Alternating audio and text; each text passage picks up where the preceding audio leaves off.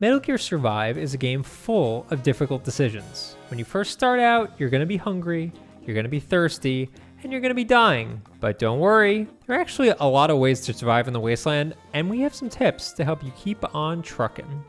You'll notice early on that you're constantly hungry and thirsty. The good news is that hunger is easily treatable. Sheep will keep respawning by your starting base. You can just run on over, give them a few stabs, and grab their meat. That sounded bad. Just make sure you run back to your cooking station and cook the meat before eating it though. It'll be a lot more potent and you won't get sick. Now onto the bad news. Thirst is a major pain in the ass in this game.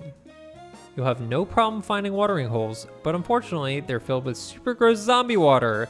Awesome. Drinking it will refill your thirst meter, but you're also going to be liable to get a tummy bug from it. End result, constant super annoying vomiting. Cool. The solution is to drink only clean bottled water. You'll find some of these in the wasteland, but not enough to prevent you from having to drink the poopy water, sorry.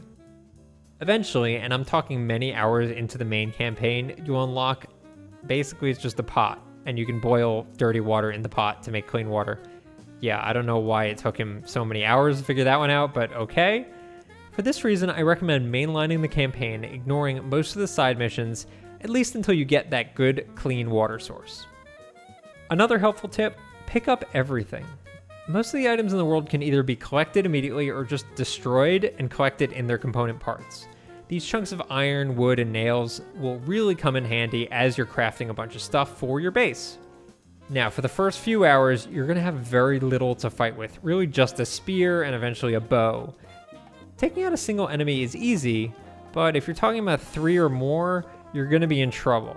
I'd really recommend packing a bunch of fences that you can craft in your base to provide a shield whenever you're taking on groups of enemies. They'll just kind of pile up on the fence and you can just stab them right through. It's very easy. As fun as it is to travel across this zombie-infested wasteland, you really should head home after every mission. In addition to dropping off all the crafting materials you're carrying, you can make more food and water, but you can also repair your gear. For example, the spear will break down after a while, and if you repair it, you'll do a lot more damage, so it's very important. You're going to need that primo gear in places like the dust zone, which is obviously super dangerous. In addition to, not having breathable air, you also won't have a map in there, but there is a way to get around. If you look up towards the sky, you'll actually see lights that will direct you to various important locales within the dust zone.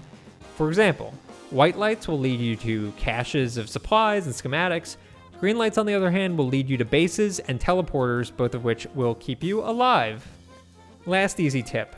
Vergil, that kind of goofy AI that lives in your base, he looks like a big trash can. He actually has a bunch of orders for you. You can pick these up daily and weekly, and they're usually pretty easy. Some of them can take only like 30 seconds to complete, and for finishing them, you'll get a bunch of supplies, which is really great, and there's really no downside, so it's definitely recommended. So with those tips, you should be able to hang tough a little bit longer in the Wasteland of Dite. Remember, just think of this like a really poorly planned vacation. Definitely 1 star on TripAdvisor.